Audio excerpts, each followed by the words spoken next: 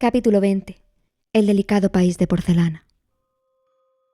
Mientras el leñador hacía la escalera con troncos delgados que halló en el bosque, Dorothy se acostó a dormir, pues la larga caminata la había fatigado. El león también se echó a descansar, y Totó se acurrucó a su lado. El espantapájaros se quedó mirando al leñador mientras éste trabajaba. «No se me ocurre por qué razón está aquí este muro, ni de qué está hecho», le dijo. «No canses a tu cerebro ni pienses en el muro», dijo el leñador. «Cuando lo hayamos pasado, ya sabremos lo que hay detrás». Al cabo de un tiempo estuvo lista la escalera, que parecía un tanto rústica, aunque el leñador afirmó que era fuerte y serviría para lo que la necesitaban. El espantapájaros despertó a los durmientes y les dijo que ya tenía los medios para subir a lo alto del muro. Él mismo subió primero, pero lo hizo con tanta torpeza que Dorothy tuvo que seguirlo de cerca a fin de evitar que se cayera. Cuando su cabeza sobrepasó la parte superior de la pared, el hombre de paja exclamó: «¡Cielos!».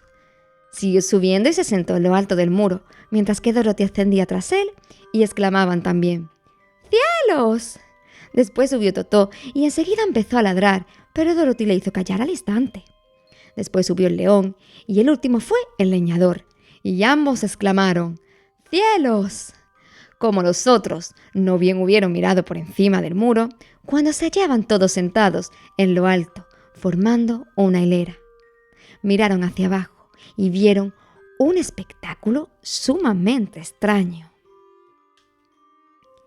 Ante ellos se extendía una región cuyo suelo era tan suave, reluciente y blanco como la superficie de un gran plato.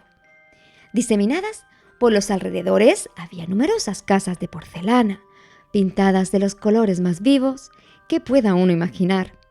Las viviendas eran pequeñas y el techo de la más alta difícilmente podría llegar a la cintura de Dorothy. Se veían también bonitos graneros rodeados por cercas de porcelana y abundaban las vacas, ovejas, caballos, cerdos y gallinas. Todos del mismo material.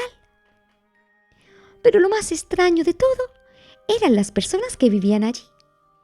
Había jovencitas que cuidaban las vacas y otras se encargaban de las ovejas, todas ataviadas con vestidos de brillantes colores, salpicados de lunares dorados, y princesas de vistosos ropajes de plata, oro, púrpura, y pastores con calzones hasta las rodillas, pintados de rosa, amarillo, azul, príncipes tocados de coronas enjolladas y luciendo capas de armiño, cómicos payasos de raras vestimentas, mejillas pintadas, extraños gorros cónicos, pero lo más extraño era que toda aquella gente estaban hecha de porcelana, y el más alto de ellos apenas alcanzaba a la altura de la rodilla de Dorothy. ¡Wow! Al principio ninguno prestó atención a los viajeros, salvo un diminuto perro de porcelana púrpura que se acercó al muro y les ladró con voz apenas audible, luego de lo cual se alejó corriendo. «¿Cómo bajamos?», preguntó Dorothy. La escalinata era tan pesada que no pudieron levantarla, de modo que el espantapájaros se dejó caer a la tierra y los otros saltaron sobre él, a fin de que el duro suelo no les hiciera daño. Cuando estuvieron todos abajo, levantaron al espantapájaros, que estaba completamente aplastado, y le dieron la forma de nuevo. «Tenemos que cruzar este lugar tan extraño si queremos llegar al otro lado», dijo Dorothy. «No sería prudente tomar otro rumbo que no sea el más directo hacia el sur».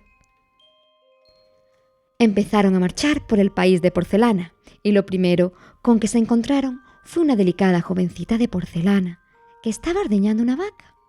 Cuando se acercaron, la vaca coceó de pronto y derribó el banquillo, el balde y aún a la joven, y todo ello cayó al piso de porcelana con gran estrépito.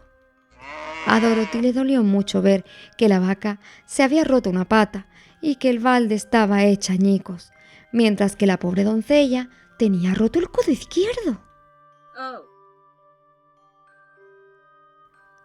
¡Ea!, exclamó la joven en tono indignado. «Mira lo que habéis hecho. A mi vaca se le ha roto una pata y tendré que llevarla al remendón para que se la pegue. ¿Cómo os atrevéis a venir aquí y asustar a mi animal?» «Lo siento muchísimo», contestó Dorothy. «Te ruego que nos perdones». Pero la bonita doncella estaba demasiado enfadada para responder. Levantó la pata rota y, sin decir palabra, se llevó a su vaca, que cojeaba sobre sus 3 patitas restantes. Al alejarse lanzó varias miradas de reproche sobre el hombro a los torpes forasteros. Dorothy se sintió bastante apenada por el accidente. «Tendremos que ser muy cuidadosos en este país», dijo el bondadoso leñador. «De otro modo podríamos lastimar sin remedio a sus bonitos habitantes». Un poco más adelante, Dorothy se encontró con una princesa maravillosamente vestida, la que se detuvo de pronto al ver a los intrusos y luego empezó a alejarse corriendo. Como quería verla un poco mejor, Dorothy se echó a correr detrás de ella, pero la jovencita de porcelana se puso a gritar: «¡No me persigas! ¡No me persigas!». Su vocecilla denotaba tanto temor que Dorothy se detuvo y le preguntó: «¿Por qué no?». «Porque si corro podría caerme y hacerme 1000 pedazos», respondió la princesa, deteniéndose también, aunque a cierta distancia. «¿Pero no podrían remendarte?». «Sí, pero nunca una queda tan bonita como es después de que la componen». «Supongo que no», admitió Dorothy. «Ahí tienes al señor bromista, uno de nuestros payasos», continuó la princesa de porcelana. «Siempre trata de pararse sobre su cabeza y se ha roto el cuerpo tantas veces que está remendado en 100 lugares diferentes y ahora ya no es nada bonito. Y allí lo tienes, ¿puedes verlo con sus propios ojos?».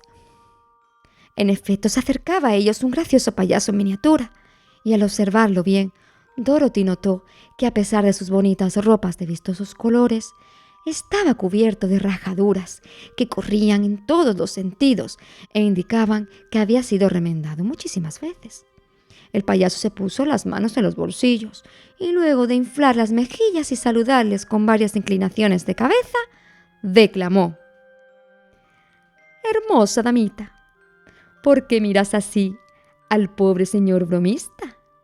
¿Acaso tragaste una vara que estás tan dura y erguida?».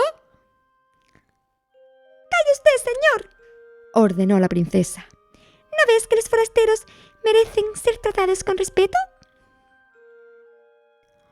«Bueno, yo respeto», repuso el payaso, y enseguida se paró sobre su cabeza.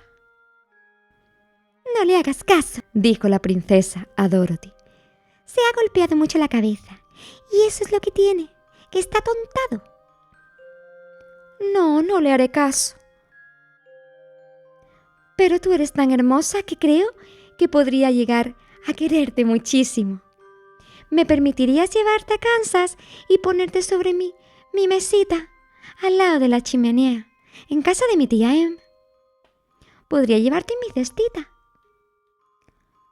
«¿Qué? What's this? ¡Estás loca!». «Lo cual me haría muy desdichada», respondió la princesa. «Te diré, aquí en nuestro país vivimos bien y podemos hablar y nos movemos a nuestra voluntad. Pero cuando nos sacan de esta región se nos endurecen las coyunturas y lo único que podemos hacer es permanecer rígidos y mostrarnos bonitos. Claro que es lo único que se espera de nosotros cuando estamos sobre repisas, mesas y en vitrinas. Pero en nuestro propio país vivimos mucho mejor, mucho más cómodos. Oh, por nada del mundo querría hacerte desdichada», exclamó Dorothy. «Así que me limitaré a decirte adiós». «Adiós». Goodbye. Los 4 amigos marcharon con gran cuidado por el país de porcelana. Con mucho cuidado, los diminutos animales y todos los pobladores se apartaron a toda prisa de su camino, temerosos de que aquellos forasteros los rompieran. Y al cabo de 1 hora o más, los viajeros llegaron al límite de la región y se encontraron con otro muro de porcelana.